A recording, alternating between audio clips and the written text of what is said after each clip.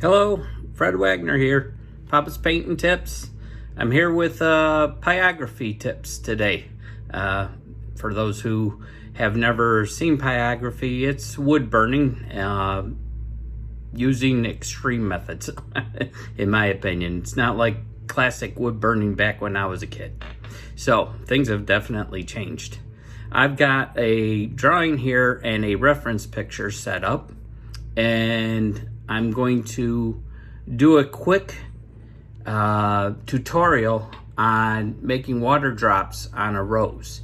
A lot of people have asked me how I'm doing these water drops, so I figured, why not do a quick little video? Just one water drop, give an explanation of what I'm doing, okay? So hold on, let me flip things around and get settled here, and we'll start burning. Okay, here is my reference on my iPad. Those are the water droplets that I'm reproducing. Okay, and I'm going to stand you up, and there's my drawing right there. I am going to be doing, I've got it all drawn out, this water droplet right here, because it's closest to a traditional water droplet that you see. So let me get this going. This is my burner over here. It's very close to the same model as a True Art model. I think they just make a basic model, then they sell it to different companies, they rebrand it. This one's Top Chances, 2 burners. This is the tip I'm using. I'm using the Spearhead shader, and that's not coming into focus, that's weird. So it's a wire tip screwed on with these, I forget what they call these, but they're just screw down heads that clamp onto the wire, okay? And it's double-sided. There's 2 pens, and you can flip with this little toggle switch right here. You've got your dial for your voltage, and you've got a little screw over here. Oh man, my finger went wiggly. You got a little screw over there that adjusts your voltage if it needs to be fine-tuned. 2 plugins, and then the power switches on the side. So first off, what I do when I'm starting, they give you this little pad. It's a micro sanding pad. Same thing as this. This is from Sharpen Air. It's a sharpening pad for your needle tips. What I did was I polished it on this, and then before I get started, I make sure I clean the carbon off. Hard to do this one-handed. I clean the carbon off the back side of that so it doesn't build up and drag on me. Over a period of time painting, it will bind up, it will start to build up again, so you can, best thing I found is to shut it down. There's the entire rose that I'm working on. This is a rose that I had painted before. So let's get started. I'm gonna put my phone on the little, what do you call this? Not tripod. It's just a phone holder for recording purposes. All right, gooseneck comes with a couple different sizes. Hold your phone. They've also got one to hold the iPad. So let me get this on there and we'll get going. All right, hopefully this won't wiggle too much on everybody. I'm just trying to get this centered. And I'm gonna turn on my burner. Okay, what I've been doing, this is only my 4th piece. I haven't done a lot. So take my burner, again, before I start running it, I clean it off on that pad. All right? Just making sure that tip is nice and clean. Then I usually start out about, on this machine, about 43 volts. Just to start getting a light burn. 42, 43, 44, it jumps in between there. All right, then I look at my reference picture, and I pick out the darkest section, and then I look at the shadow on the opposite side of that, because your light's coming right here. This is your highlight where that's hitting the rose. All right, your shadow's up here, and your light source is coming through, and as it's going in, it's bouncing both sides. So most of the light is exiting this bubble over this side. So it's casting a shadow underneath over here. So what we're gonna do is let me test out.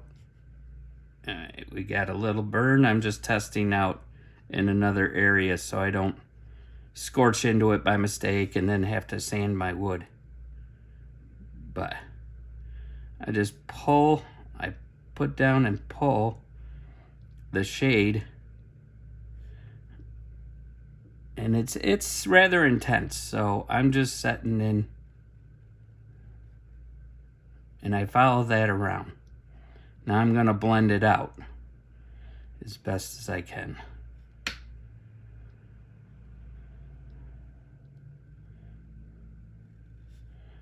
All right.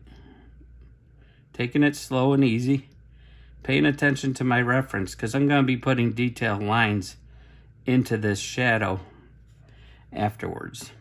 And I look at my rose. My hand is shaky this morning. I just got done working out. So I'm just putting down a couple of those references.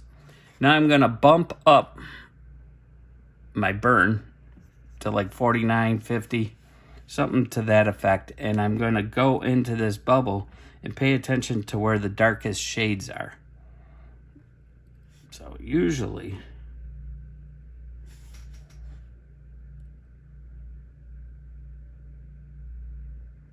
okay, we got a lot on this curve.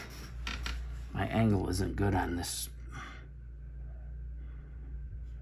Okay, that's the deepest part of it.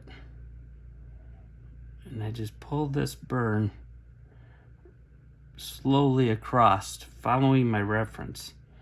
Okay, it's faded over here. So if I leave my tip down, it takes the wood starts absorbing that heat. So therefore my tip cools.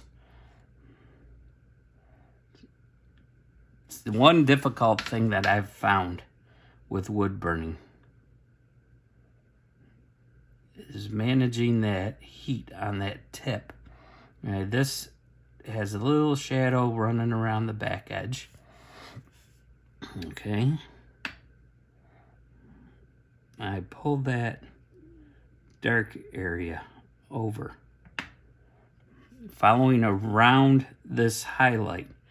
Now the highlight on the reference is actually a funky looking odd shape. I think it's from the lamp that they're using to highlight it. I want it more natural, so I'm going to turn it oval. But as you can see, I'm just building up that shadow, the darkest shadow area. And that kind of blends over this way. I'm paying attention. And I'm also watching my values, because this is the darkest spot. So, all right, there's a little bit of this real dark.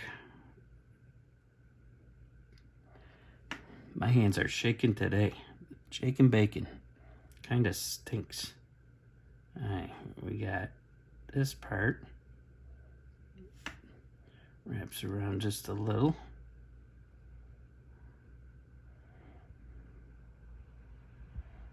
I try to stay as true to the image as possible, but you know, a photograph is a photograph.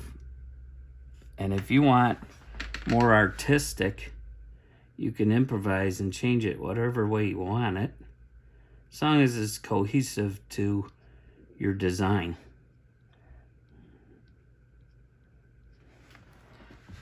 All right. That's the darkest part of that bubble. Okay. So now I'm going to turn it down and give it a couple seconds to cool. I'm going to set it down at about 37-ish. Then I'm going to touch into this darker area, then blend it out. And it cools relatively quickly. And I can blend that together just by repeatedly burning over it and going slowly.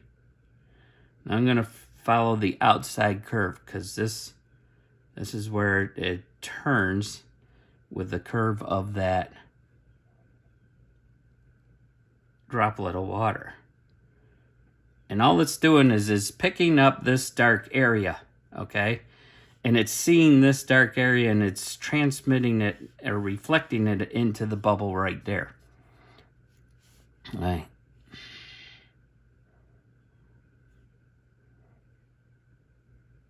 Interesting. My original, because I drew this off of my painting, so I'm not gonna, and I'm trying to follow the original photos. So some of my bubbles are in different places from the original picture. And you're gonna wonder, why am I not following that second little highlight bubble? Well, this is a highlight, but it's not what I drew from my painting. All right, I can turn this up a little bit. We're gonna go up to 40 now. And I'm trying not to burn it all at once.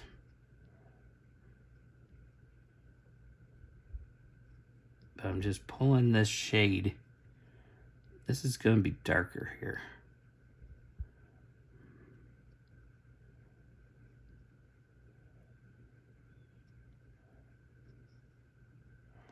Okay, and it bleeds down into here. Now it's got a blend. So now I'm gonna use a little bit of a circular motion on the edge there to start blending that hard, deep burn with the softer burn. At least this is how I do it. I'm sure there's other methods. All right, and that gives you a smoother, and you don't have, sometimes you get the spot will chatter. Now if I go onto the tip, I can burn a hotter line. Okay, and on the back side here, we got a little shadow coming on the back side of this white highlight.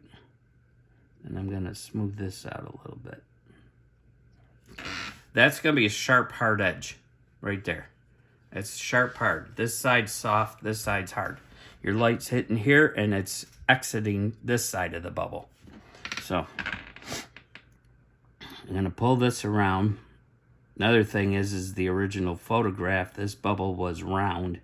I've made it elongated for the shape of my board.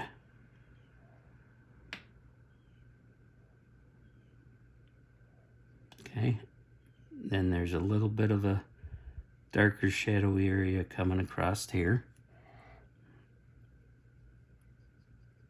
And see, that was a mistake. This is all filled in anyways, so I can use that to my advantage. We'll just make that part of that. We'll pull that over. It's a little mistake, but it's usable. We can always take a Dremel tip and sand back into it. It just, when you do the Dremel tip, it makes it hard to reburn on top of that. So I tend to only use that if I want to go back in and re-highlight. Now this spot here, it's got to be a little bit darker. Oh, that's right. See, I raised my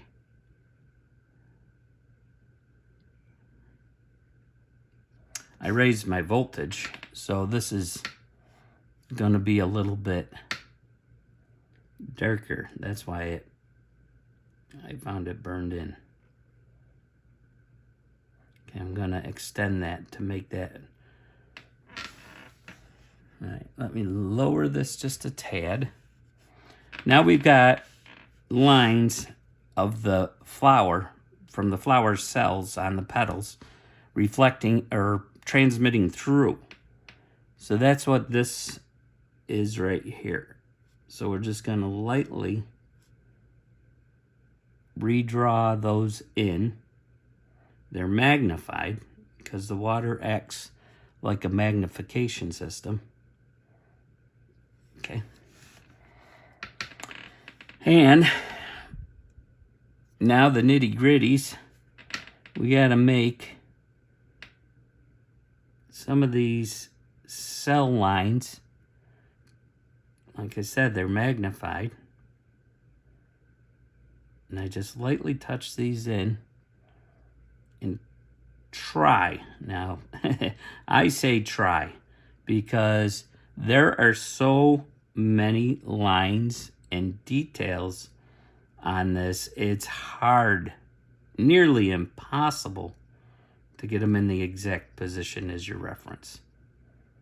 So I try to keep a mindset of, this is my artwork. I can do what I want with it. I can change things to my liking. But I try to keep it as close to the reference as possible. That way it makes more sense, because I can't change what God has created. And I definitely can improve it.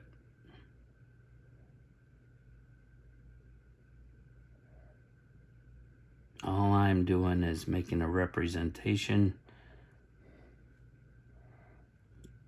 So I hope you're understanding what I'm saying about this. Is almost like a magnifying glass, and it's convex. It's a dome, so that's distorting it. And see if I can.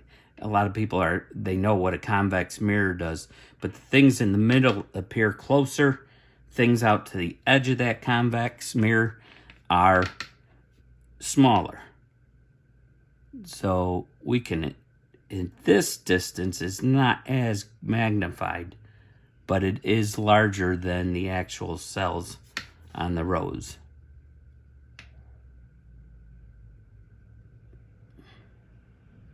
All right, and I'm just following the pattern as close as possible, laying these in where they are in my reference, paying attention.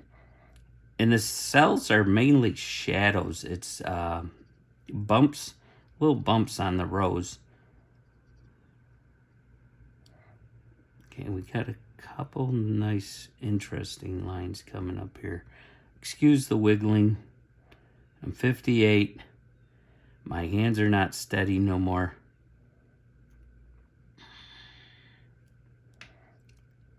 In a way, this kind of helps me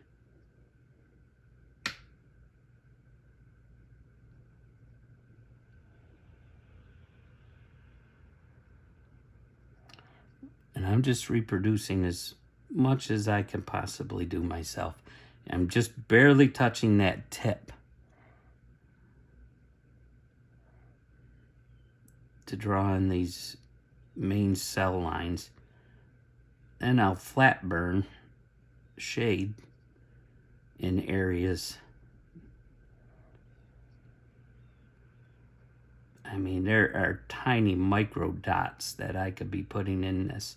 And my only fear is I'm going to lose a lot of them once I spray coat this afterwards, or I haven't tried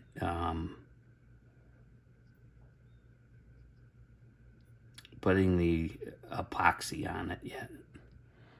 I don't have $100 for a gallon jug of clear epoxy and doing epoxy pouring. Although I would love to.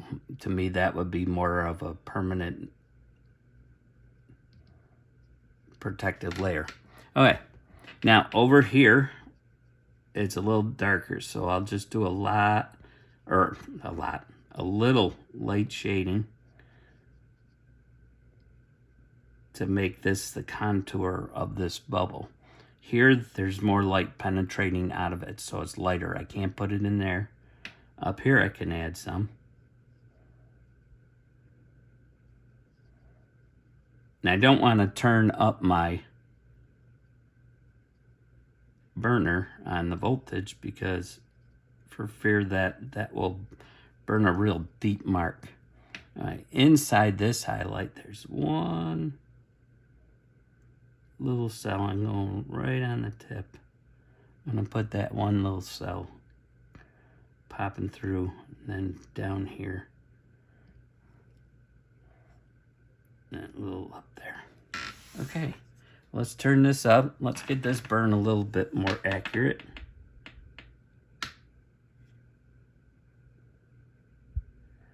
Closer to it. Follows there. And because it's not, kind of rounds out underneath it. I hope my head's not in the way, or my hands. Okay, I'm just feathering out this part. Okay, this is sitting up above, so it actually, your shadow kind of comes out a little bit. I'm gonna turn it back down.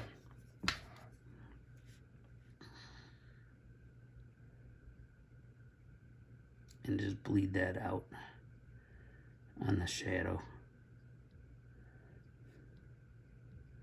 Now to finish, this is pretty much done. There's a darker edge on the top here. Usually the side facing the light has the higher contrast. Let's set that up a little more. We're up at 40 at the moment because I'm just using the tip. Trying not to wiggle.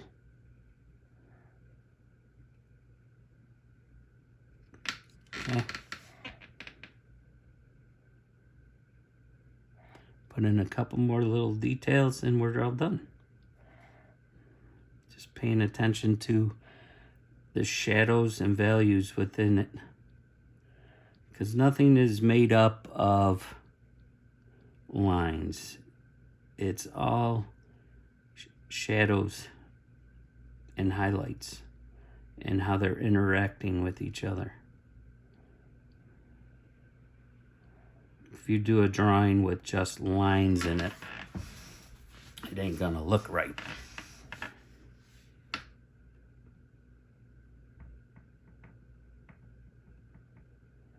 I'm just touching up that back side. Now I'm gonna bump this up to like 57.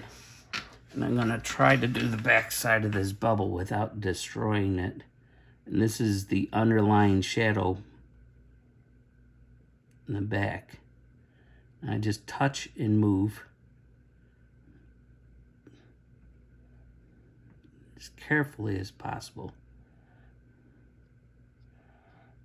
Normally I'll wear a mask because I think I got an allergy to, let's see, this petal comes down this way, but it's not solid line. Okay, now come up above and try to do the same on the back side of this bubble. I say bubble, it's a water drop.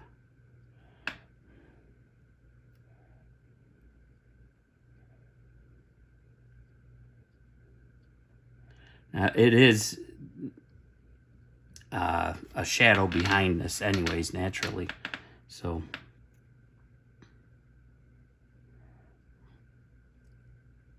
it's all dark. I try to clean this up.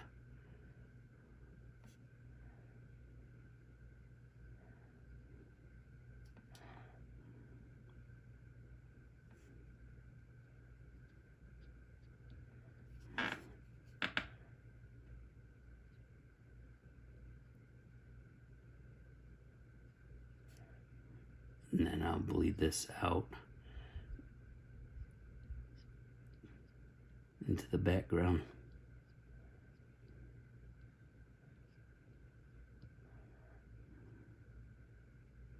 I'm not pulling a long distance. This is pretty dark in this one spot, but it's not completely blackened out. All right, one other thing before I finish this that makes no sense for that petal to be that rounded. And that's why I see. Okay, so we're gonna use this. That petal comes straighter. Now I'm gonna turn it right back down, let it cool a little bit, because on this, okay, I'm leaving it sit on there a minute. I'm at 41. And the reason is, this actually is part of the petal. It's a shadow, so now I gotta blend it in. I can go back in, and I probably will. I'll show you real quick.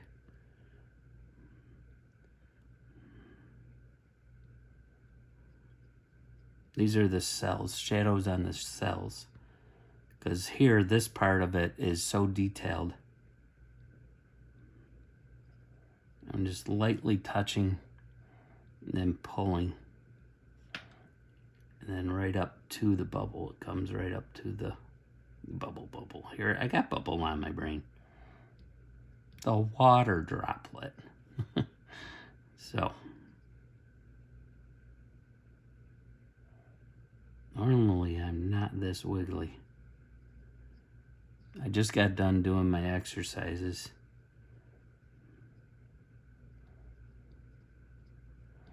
Okay. Well, you wanted to see how I do this. Then I'll feather this down and blend out my shadows. Then down here, this shadow comes all the way up. So I gotta adjust that. I didn't finish it on my earlier drawing. But you see that black carbon coming on. So I gotta clean that off. There's a little bit right in the middle, I can see it. But you know, never touch the pad with a hot tip. It kind of pulls it right off. Okay.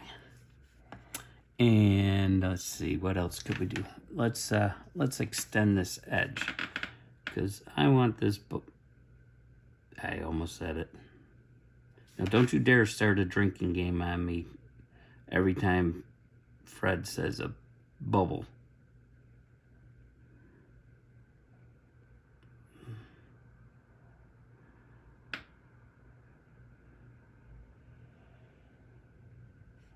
Yeah, that's better. I like that better. That edge did not look nice to me. Okay. Turn down my machine. And there's one thing I noticed with this machine is if you don't turn it down slowly, the voltage doesn't go completely to 0. And it's probably what they... Yeah, it's not wanting to go back to 0 again. Oh, well, there we go. Just went down. So I'm going to let that cool, and I'm going to clean that tip off. But there's how I make the... What is it? Water drop. That is how I make a water drop. This is an odd-shaped water drop. I've got to finish it off. I didn't finish it. I just wanted it in so I could see for a reference for doing this. And this bubble was done in the same... Water droplet was done the same way. Little one here. These are just tiny, tiny little highlights. All right. I hope you enjoyed that. And God bless you all. Take what I'm showing you, apply it to your own methods, and learn. That's all we can do, is help each other to learn and expand our knowledge. God bless. You have a wonderful day.